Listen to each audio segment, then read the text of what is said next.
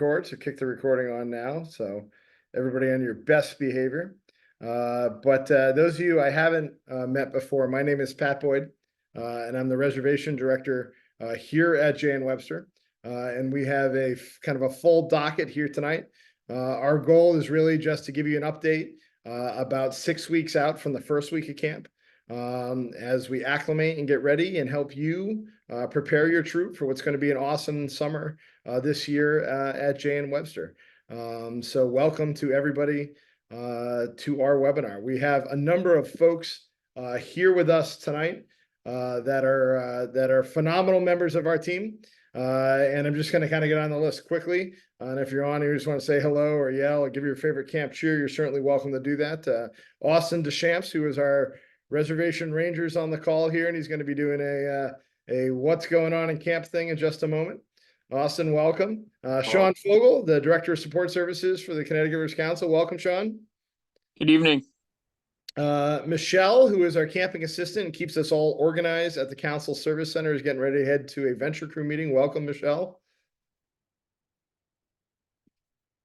That was her saying welcome, whispering, very, very small. Brian Blake, who is our base camp director. Brian? That's my answer. This is the part where you say hello and interact. No. Haas and Gus Haskell. Haas is the deputy reservation director, and Gus, our chief health officer. Welcome. Welcome, everybody. Hey, welcome. See, Brian, that's how it's done. Zach Nalon, who is our mesh coordinator. He's going to talk a little bit later. Zach, welcome. What's going on, everyone? Hi, Brian. This is how you do it. That's right. Well done. Well done. John Ayer, who is our food service director. John, welcome. No, he must be hanging out with Brian. Nick Walesic is in the background. Ray Davis is in the background, members of our team. And there's a few other folks that are doing double duty as leaders and staff members here tonight. So we're going to kind of jump right into it with a quick update on registration and camperships. There's been a lot of questions. I really appreciate when we redid our scheme of how camp is paid for. For years, we had a deposit in March, then you had to follow that up with an early bird deadline in May. And we switched it last year to have basically a May 1st early bird deadline. And a number of units were on top of it. And you all jumped right in, and we appreciate that. And we saw, Black Pug kind of blow up, if you will, on May 1st to meet that deadline. And many of you communicated about how you're excited about your crossovers coming through as well. So Sean, Michelle, I want to give you a chance to have the floor. Welcome. Thanks. I'll start. Yeah, so camperships have already been applied. We did get a few, and when I say applied, I meant applied to your balance that's in your then the Black Plug registration. We do have a wait list going for people that, crossovers we can probably take care of, but some other people, if you missed the deadline, there is a current wait list. We do have a link. Make sure you ping me or Michelle for that link. But otherwise, everything's gone smoothly. If you see an error or something's not catching with the sibling discount or something, just let one of us know and we'll take care of it. But otherwise, it is going smooth so far on our end. But if you have problems, which they're going to happen, things happen for whatever reason, just shoot us a note and we'll clear the way. I don't know if Michelle, if you want to add anything. Yeah, Michelle and I were talking earlier about some of the commonly asked questions. I want to give you a chance to kind of hit up everybody one shot. So Michelle, floor is yours. Yeah. So if the campership's not showing up, just ping me because it might be an out of council reason or I just haven't seen it yet. Sometimes the parents put the wrong district in.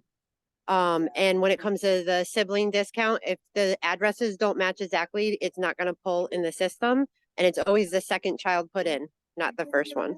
So if the boys put in their unit first and then the girls put in, it'll be on the girls. If the girls put theirs in first, it'll be on the boys. Other than that, those are the top common ones for me.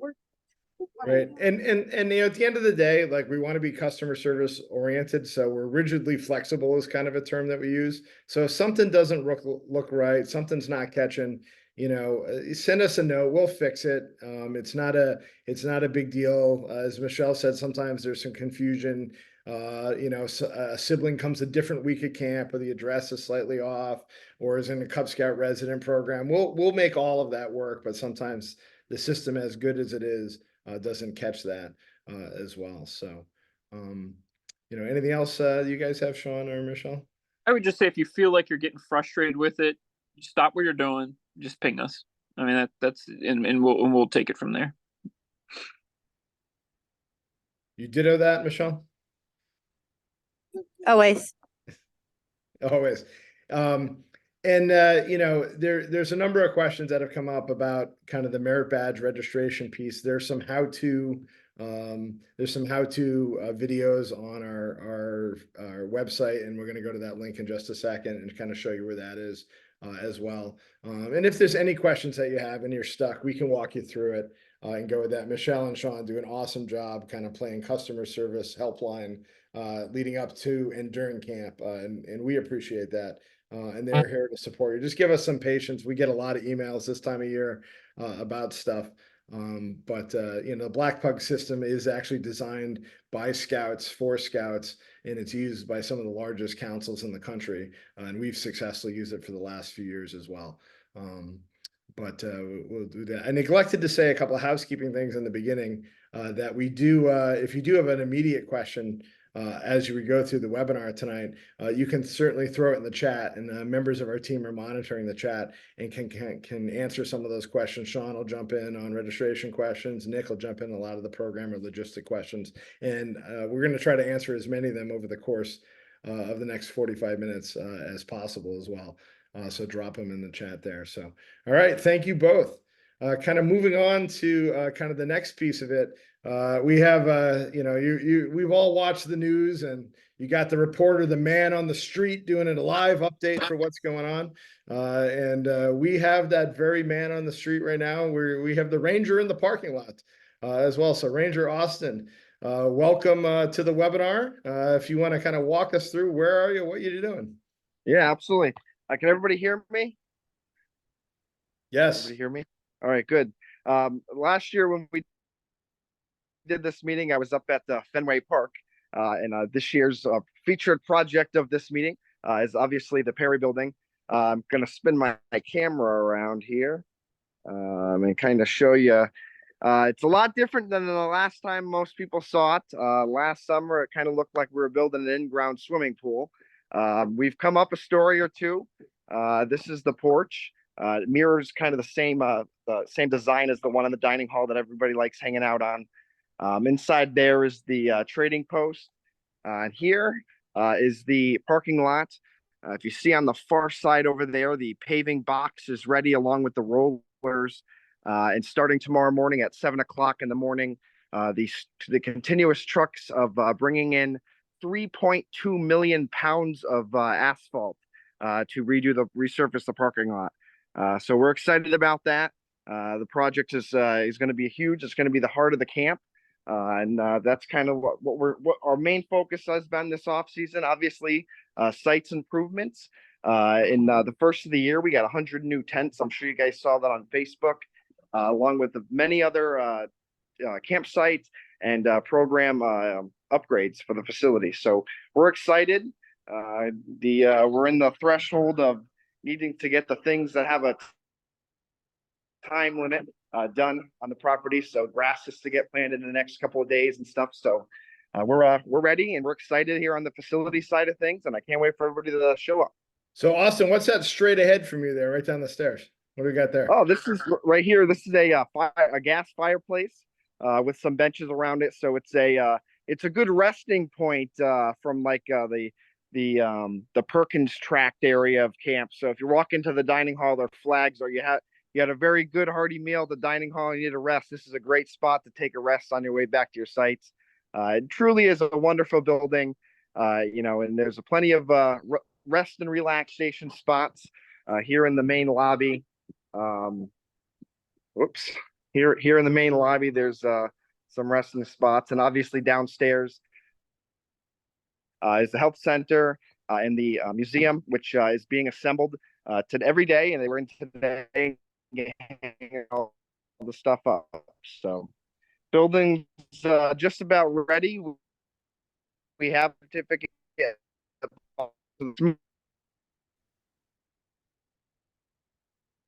We'll assume that our ranger did not choke and that he is just got a bubble in the internet. But we you know, at the end of the day, we want to make sure that all those leaders who had to stand on the side and watch people play Monday Night Football, now you have a place to sit down and watch Monday Night Football around the fire as well. So it's a lot of exciting stuff going on at camp. And so we're excited to have that. And this was the scene this morning at about 9 o'clock this morning. The team was out there doing this work, getting the place ready to go for that. So it's going to be a big improvement, particularly when it rains, as far as camp goes. So we're taking the chance to do that. So thank you, Ranger Austin. All right, kind of moving on. What's our next big touch point is on June 18th, which is a Tuesday, which is the Tuesday before the first week of camp, week 1. We're once again going to invite the Scoutmasters and senior patrol leaders for all of the units that are going to be here for the entire summer to come down to camp for a cookout and kind of a program briefing and an information fair as well. So mark in your calendars. I know this is the tough graduation season, but it falls the Tuesday before our first week of camp. So if you can mark in your calendar and invite your SPL and any other representatives that you have, it's kind of going to be the on-site piece.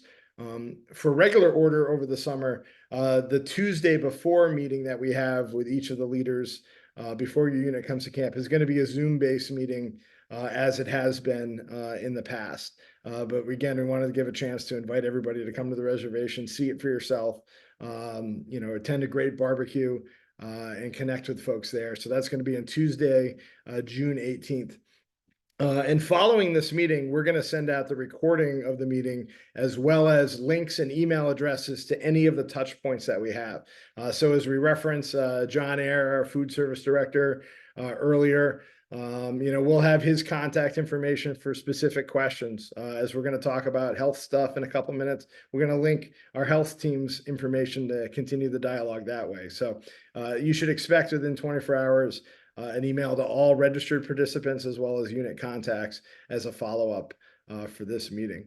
And as I kind of referenced earlier, we do try to keep our website, which is gotowebster.org, updated with all of the information, both program and facilities. And particularly after this meeting, there's going to be updates as well. The page under Scout Resident Camp, we call the Base Camp Hub, is just kind of your one-stop shopping to pick up information as it's posted there. So if you're not a regular, save the bookmark for the Base Camp Hub page off the camp website, we recommend that you do that. There's also a link to a Facebook group that we created for leaders to converse with each other, ask for advice, as well as to ask questions across the board. The link to the talk page is there as well. I do want to let John Ayer cut in for a second. John is our food service director. John has been with us for a long time.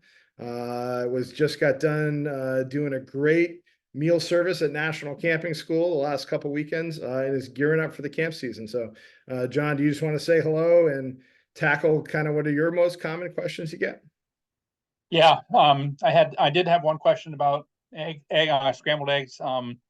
Just a little while ago on Facebook. I'll answer those questions as they come in when I see them. We are trying to stress that we are going to try and, to the best of our ability, get everybody's medically necessary allergies as we have done in the past. The menu has not changed a whole lot in the last few years, and it's pretty much the same this year. We have a few new items on there. It is a 2-week cycle. We're prepared to do vegetarian, dairy-free, gluten-free, soy-free, and whatever else we have to do to accommodate dietary concerns. If you do have questions, you can contact me. Pat's going to put all my information in there for you to contact me via email or phone, and I'll try and answer your questions the best I can. As you know, we work on this menu every spring, and we're getting ready to be able to put this out for everybody. Yeah, and particularly engage in a conversation not only around medical stuff, which Gus also compares notes with John. But when it comes to stuff that may be religious based observances and that type of stuff, that's helpful for us to know. And we always try to find a way within our system. And if you have suggestions sometimes for some of the more not common restrictions that are there, please help us with that piece of it. The one thing that we, as much as I joke, sometimes leaders will write lobster and shrimp as a dietary restriction. Well, that's a dietary preference, but we certainly have an obligation and want to do the best job that we can for medical and religious observances when it comes to food as well. And John is an old pro at this. How many years, John, you been at this here? 15 now. 15 at Jay and Webster, Yeah. and over 3 or 4 years before that at other places. So I've been doing this camp food service for 20 years plus. So if you have, if you do have some allergies that are really off the wall, I've had a couple in the last year or two that have been really hard to deal with. Please get in touch with me early. Some of these products are hard to get and I have to special order. So it's, it does become quite a task at some point.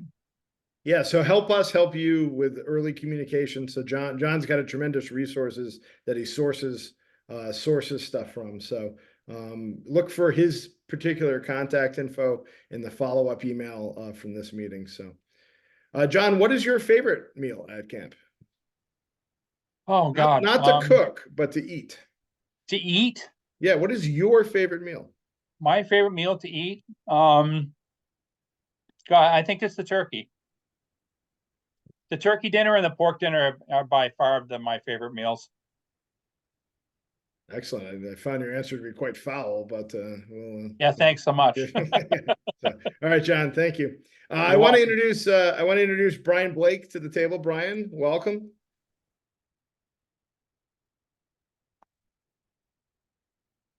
Brian.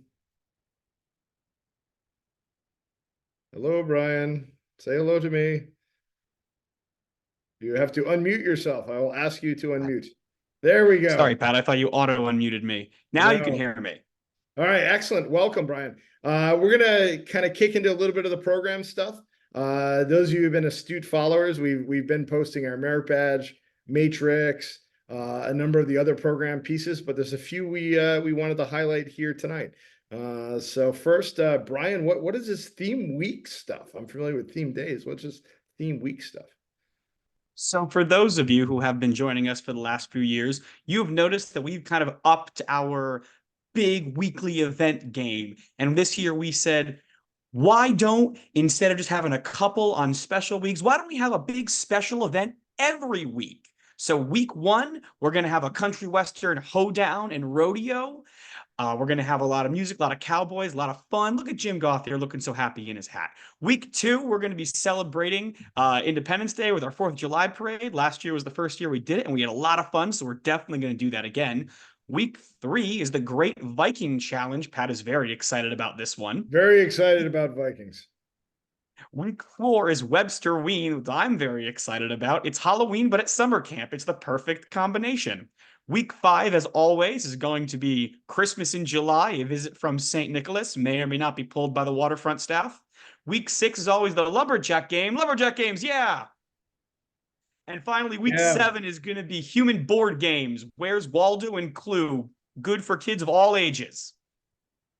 Is this going to incriminate the Ranger? It was the pipe wrench at the shop with Colonel Mustard. Yes. Is that the?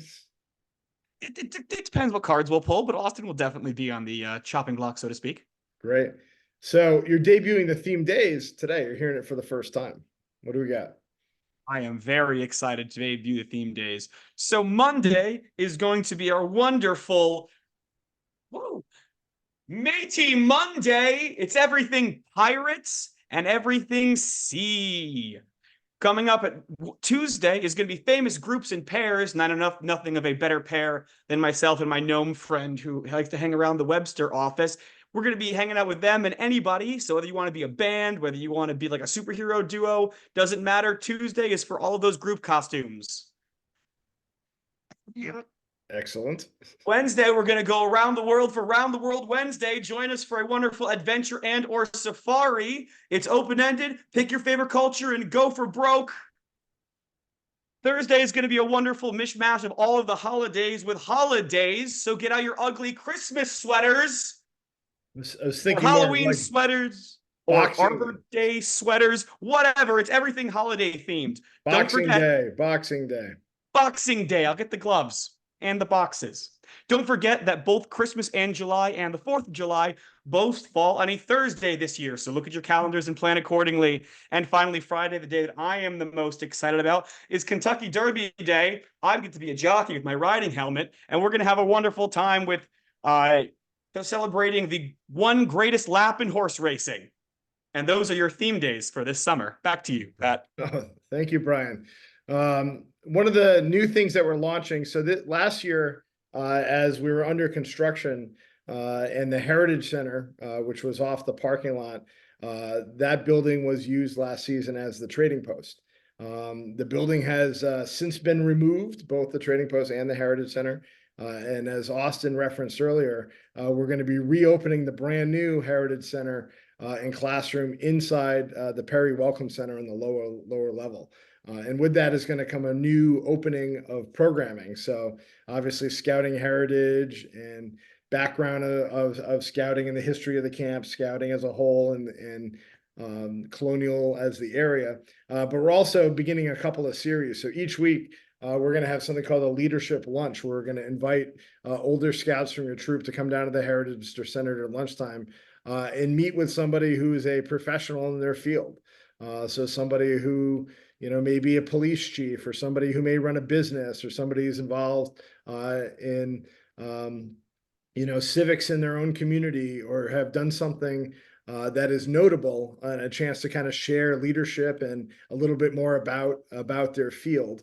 And that's going to be a regular feature out of the Heritage Center this year. And for our girls troops, there's also going to be a companion piece to it, kind of a women's empowerment reception, where we're going to have prominent women that run businesses and involved in government and other things come in and meet with the older scouts and the girls troops as well. So there's two programs. One is an open for all of our scouts, and one is going to be just for our girls troops this year, which is an exciting piece that's going to be part of our new Heritage Center. And as we get closer to camp, they're going to be rolling out some of their programs and what this new center is going to look like across the board as well. So program wise, we're going to talk a little bit more about this on June 18th. But we have the First Class Path program for our newest scouts, the Older Scout program, and then the Classic Merit Badge program as well. And so all of those things are on our website. Brian and his team is going to be releasing the afternoon activities and signups in advance of the June 18th cookout. So you'll have a chance to look over with your unit what some of that stuff looks like. And we're also taking open requests for afternoon activities, troop or patrol that you may be interested in. Troops that are new to Webster, we're kind of unique, where we offer mostly an open program in the afternoon. So we don't have troop shoots at the ranges, but the waterfront, our program areas, the ranges, and all of the other areas are open 3 to 5 and 7 to 8 for a scout and their buddy, a patrol, or individuals who will always have a buddy to get on there and take advantage of that. Sprinkled in is an opportunity for troops and patrols to do stuff as a group as well throughout camp. So it's kind of a hybrid piece there. Our merit badge registration is on Blackpug. And so we don't restrict most sections of program. However, by registering, it gives us a chance to see that, wow, we have 40 kids signed up for Camping Merit Badge at 11 o'clock. We're going to offer multiple sections at that time as well.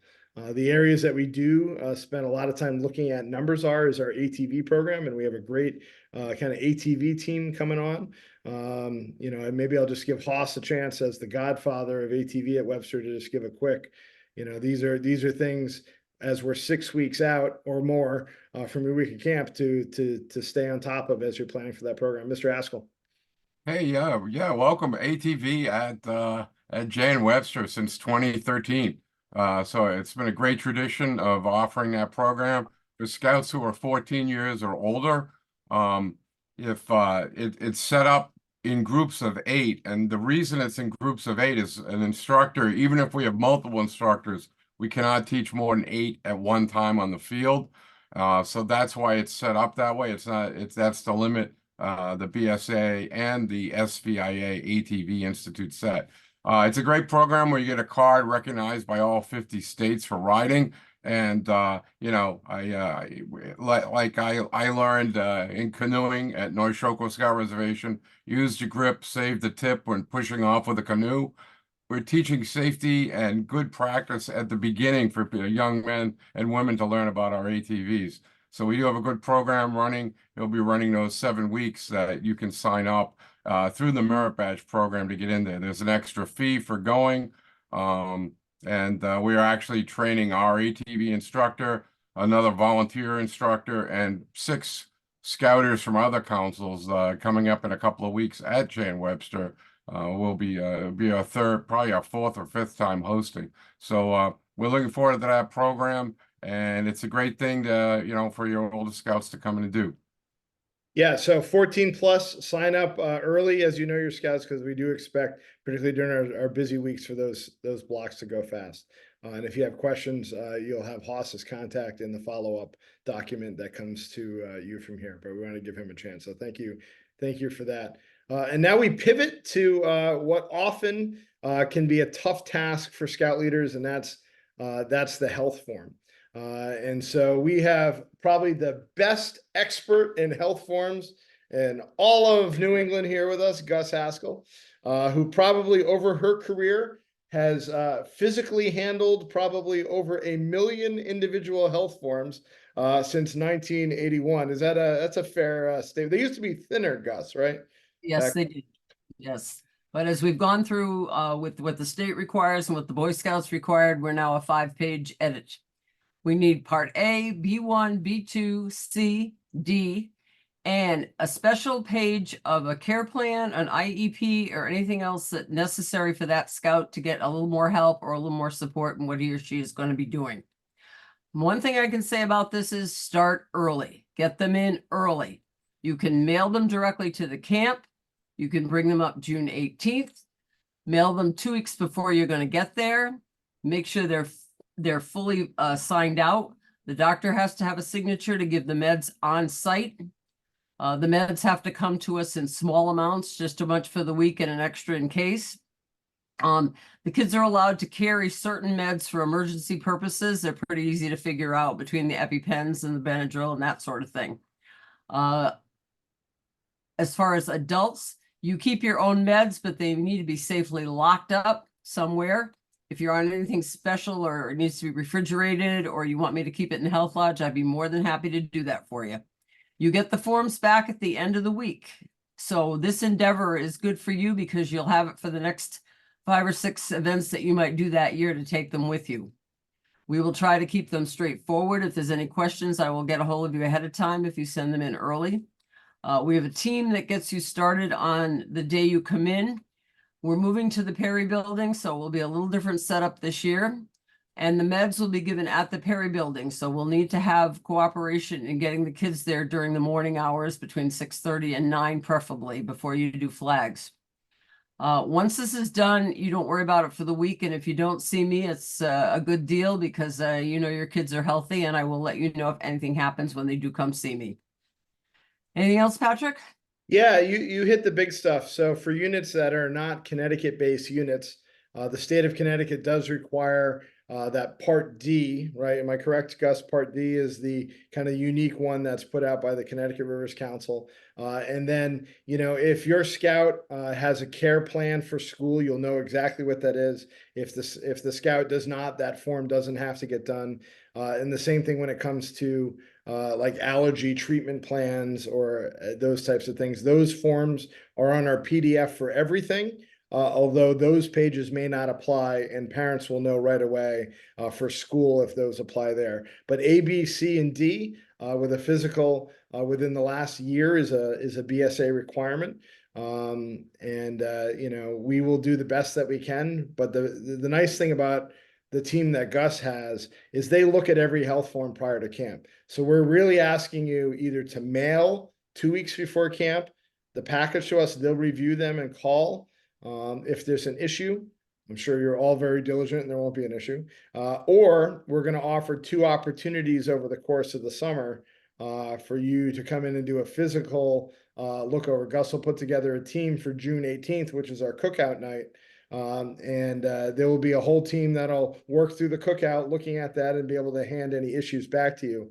But again, please, 2 weeks before camp, mail them to us at a minimum. And if you're later in the summer and you're going to come in June, that helps as well. Help us help you in that regard. Somebody did ask the question, do we use Camp Docs? We do not use Camp Docs yet. We are exploring it. Frankly, it's got some convenience, but it's also a very large cost that we're looking at going forward. If somebody has a school physical or a sports physical that's signed by the doctor within the next year, you can staple the BSA form on it and fill out everything else to it. And then that physical signature is there. So we are as accommodating as we possibly can, but we are under pretty stringent state regulations on how to administer the health lodge. And I will say very proudly, every year that the state inspector walks into Gus's health lodge, they usually walk out impressed with how she does things. Haas, did you want to jump in with something? Well, yeah, they answered a question, which I mistyped, but adults bring the same form as the youth do. They have the same requirements. They're getting the doctor's signature, etc. The other issue is that medicine needs to be in the original pharmacy container. So when Gus said, just bring it up for this week, keep the baggie at your house, but we get the actual bottle with the scout's name and the doctor's name and the right prescription so we can check that. Yeah, Okay. correct. We can't take a kind of the Monday through Friday, pill box type thing. The state requires us to be original container, that it came in, which has the prescription right on it. And frankly, when an inspector comes into our health lodge, they grab a kid's med, they look at it, and they ask us to show the doctor's order for it on the health form. So again, it's a highly regulated area, but we have a pretty good system if we get a chance to review these things prior. Gus. Okay, we've had a question about administering their own meds to their own scouts. That's not allowed in the state of Connecticut. They have to come to the health lodge and be administered that way. I do work with sometimes a scout. If we have to give an odd time med, I'll work with that with the leader, but that's another story. The other thing is on the health form, there's a spot that shows an alternate person who can remove the child from camp. We need to make sure that we have a backup in case something happens to mom and dad. And we also need to know if someone is not allowed to take the child out. Because we've had this problem over the years. We've done some research. We've never had a major deal with it as far as doing the wrong thing. But they need to read the form and read what they're signing and make sure that we have our information, please. Right. So scouts are going to sign out at the office now at the Perry building. And that we follow just like a school system where we check to make sure that person is a person who is able to take the person from camp. So that's why it's important to follow that. It's pretend it's school because that's how we act. Except for all the fun with a purpose that happens around it. So one of the things we'll do in the follow-up is we will have contact information for Gus and her team. And if you have particular questions about a particular scenario, let her know there. She is great about communicating with other parts of the camp. So a kid that comes in that's highly allergic to bee stings, that type of thing, she does a great job on a need-to-know basis, letting various people in camp know what potential risks are out there and that type of thing as well. So, making sure that health forms accurately reflect so that if needed, we can have a care plan in place to support that kid. Any other last words you got, Gus? Yeah. I'm sorry, Pat. I was reading another question somebody had. Okay. Any other last words? No, we do communicate, like you said, on a need-to-know basis with other areas. The kids carry their special meds when they need them. If we have a couple of special needs kids that need to come to the health lodge to administer medications or do anything themselves, we supervise and it's all taken care of. This question says that scouts with diabetes that need support in the middle of the night, how is that handled? Well, if they're on a DEFCON or some sort of communication device, I ask to be turned into that. Mom or whoever's with them or can call us, we'll work with them. We just got to know what their care plan is, okay? Yep, and I would invite folks to send an email early and chat with Gus about things you might be concerned about. So, okay, thank you. Kind of turn the page a little bit. I want to invite Zach Nalon, who is our mesh coordinator, which is a fairly new program that the BSA is implementing into camps, and I give Zach a lot of credit for being ahead of the curve because of his professional work. But I want to give him a chance to kind of talk a little bit about what mesh is and how it affects camp. So, Zach, the floor is yours. Awesome. Yeah, thanks, Pat. And I apologize in advance. I'm dog sitting for the last 2 weeks, and I made the mistake of giving my dog a window seat over here. So if you hear some grumblings in the background, I do apologize for that. But yeah, so mesh is a fairly new thing that we've really kind of started to roll out. We really piloted it last year in 2023. So if you're a returning leader to Webster, then you may have heard me ramble on about it last year. But for those who are new, MESH stands for mental, emotional, and social health. So it's kind of scouting's push to become more aware and more supportive of mental health in the summer camp programs. So the role that I kind of play works in a couple of different capacities, and it kind of works in collaboration with some of the things that Gus was talking about earlier too, about IEPs, 504 plans, and different other treatment plans. So where that kind of comes into play is accommodations and also identifying what is something that we can realistically support here at the camp. So when it comes to accommodations, this is kind of a newer one. If you identify a camper who may need some help in the merit badge classes or in the program areas or in the camp whatsoever with some sort of learning, mental, or physical disability, then that's kind of where I can step in and work with you as the leaders to figure out what proactive solutions we can do to be as accommodating as possible with meeting the requirements. You know, while we can't change the requirements themselves, we can kind of create some accommodations in the camp to make meeting those requirements a little bit easier. And that's a role that I play. Pre-camp, I'm not going to talk too much about that. I think Gus hit the nail on the head there, talking about that extra piece of the med form if there's something there that really helps me shape those accommodations way better. And then scope of service, I think this is really important. We have to identify, while we are supporting mental health as best we can, we have to understand that there's a limit to the scope of what we do. And we are not a therapy camp at the end of the day. And we have to be able to recognize that there are situations that could potentially come up that are a little bit out of our role. The best example I like to give is, you know, in the medical side of things, if you fall and cut your knee, you know, we can put a Band-Aid on that, we can patch you up and we can get you back out there. But if you completely break your leg, you know, then we have to recognize there's a limitation there that we can't necessarily support and we have to refer out. And that's going to be kind of how the mesh stuff will be working at camp as well. So that's a good question. I see Tyler just commented in the chat. What do IEP modifications get? So a lot of the IEPs are backed in student testing. So the accommodations that IEP plans usually have tend to be a little bit more successful with the kids. And I think it's, you know, while it's a little bit different, there are similarities to a classroom atmosphere that you see in the merit badge classes. So I usually like to have an IEP plan to reference, but a lot of the accommodations that I was writing myself last year were more about giving kind of like actionable steps that program areas can take to engage these scouts more frequently, both in the badges and then socially too with peers that are in the program area. So you're going to see a lot of those increased calling out in the class if they're a more reserved kid, encourage socialization with peers, really making sure that they're buddying up with people and being a little bit more intentional with those kids to make sure they get that same experience. And if there's any questions, I'm pretty sure Pat will leave my information. Send me an email, reach out to me separately, and I'd love to be able to chat where I can. And Zach, thank you. I will also drop in the follow-up email Zach's direct contact information.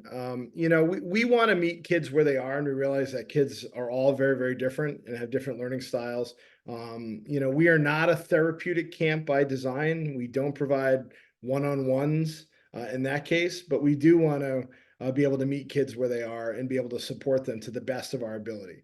And so, you know, when it comes down to it, you know, Zach does a great job putting stuff together and getting, you know, it out there to make reasonable accommodations. He's kind of become the catch-all for everything from, you know, a kid who's got maybe severe homesick and is questioning a lot of things to, you know, a kid that may just need some extra time, and we want to be able to communicate to a, you know, a pioneering instructor, right? Where knots may be tough, that, you know, this kid is a different type of learner. So it's a kind of a catch on there to try to support the kid. You know, but again, we are not a therapeutic camp by design.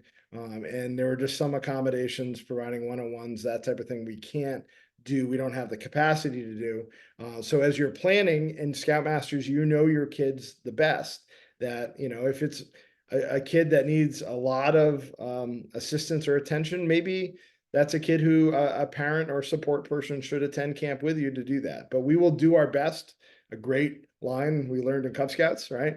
To be able to meet kids where they are and have them a successful week at camp when it comes to that. So Zach will have more as we move on to the 18th. So thank you for that, Zach. And just kind of getting to the end of it here, respectful of your time. You know, these are the scenes of camp that we all cherish, right? We spend a lot of time now talking about health forms. You were collecting payments and all this stuff. It's when a kid does something new for the first time or tries something, that's the magic of camp. And that's what we're really getting excited about for the next couple weeks leading up to that. And so I did pull questions that you dropped in ahead of time, some of which we've hit up already, but these are a good sampling of questions that popped up on the pre-questionnaire when you signed up for this webinar. Yeah, the merit badges are posted. Yes, breakfast and lunch are cafeteria walkthrough style, as in the past. Dinner is formal, sit-down waiter style dinner. So that was a question that there were a couple about. Campsite assignments. We have not made campsite assignments yet. We really wanted the May 1st deadline to come by to see what the numbers will look like. And as you add your crossovers to it, you know, we are not rigid with our campsites. We move a lot of tent platforms over weekends to accommodate different sizes of groups. So we will confirm your campsite at the Tuesday meeting before your week of camp. And a number of you have been great about kind of unique situations that you have if you're working closely with a link troop or different things, or a neighboring troop, that type of thing. Somebody inquired if the director will be delivering coffee in the morning with the ranger. The ranger does a phenomenal job delivering coffee to all the camp. He doesn't need a camp director getting in his way with that. And fishing, merit badge, and polar bear swim will be there in the morning. I believe there's a video on the internet of Haas and I at Polar Bear and our full Class A's out there. So, you know, it does happen from time to time.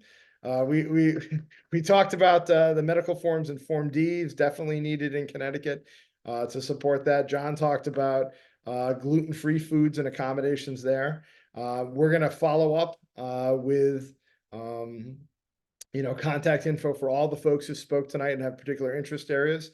And the last one I threw in there, although it was specific to a unit, you know, if there's an accommodation that you need because of travel and that type of thing, we are rigidly flexible, right? And we have some units that are coming up from all points in the Northeast here, and a Sunday arrival at 1 o'clock for the scouts may not work logistically. So we can accommodate almost anything if we communicate ahead of time with that. So we're happy to help you. As you're all, as I joke with people, the closest troop that is coming to camp this summer is in the town of Ashford, where I think the Scoutmaster could walk from the back of camp to his house. And the troop that's coming the farthest is from Arizona this year, flying across the country. And there's everybody in between there. John, your hand is raised. Yes, Pat, there was a chat question way back about when CITs are selected. When will they know if they're coming or not? Yeah, that is going to come out in the next 24 hours. So stay tuned for that. And then as we follow up, and you have questions, you know, please keep looking at our website. Feel free to send me an email and look within the next 24 hours. With a follow-up with the recording of this meeting, as well as the contact info for all of the folks who presented for follow-up conversations. Just a flag for some of you, June 1st, Saturday, is our annual Beaver Workday, which is sponsored by the Friends of Webster. It's a chance where we have a lot of camp staff, alumni, units come out to camp. It's a great meal there, and we help get the camp ready in the last push to get ready for camp. So that's on June 1st, if you or your unit is available for Beaver Day. And then June 18th is the SPL cookout, as we had mentioned before. And on Saturday, June 15th, at 1 o'clock, we're having the formal ribbon cutting ceremony for the Perry Building. So if you have an interest in coming out that day, you're certainly welcome to attend, and there's an RSVP on the Connecticut Rivers Council calendar for that. So being respectful of your time, we are going to close up here tonight. If you have a question you didn't get a chance to ask in the chat, feel free to follow up with us. And kind of my closing comment is that, summer camp is a really special time of year. It is a chance for scouts to spend a week being scouts, right? We all, we go camping once a month and you have a troop meeting, but that's an add-on to something else for 1 week, right? A scout is a scout every day, 24/7 in the environment. And so that is pretty unique. And our goal is to push kids to try to do something that they've never done before. And we appreciate the support that you have and the time that you put forward to make your troop happen and to make stuff happen, and the commitment you have to come to summer camp. At the end of the day, we have the potential for a kid that comes to camp to create memories that really will last a lifetime. One of the cool things about the Heritage Center is a lot of old scouters tend to congregate there. And it's really interesting to hear people in their 80s who are Eagle Scouts talk about what their summer camp experience was like when they were a kid way back when. And who knows, there may be some kid that you have paved the way to come to camp this year that when they're 80 or 90 are going to sit around and talk about the experience that you helped them provide. So that's pretty special with that. So, all right. Well, thank you all. I look forward to correspondence going forward, and have a great night. Thank you all.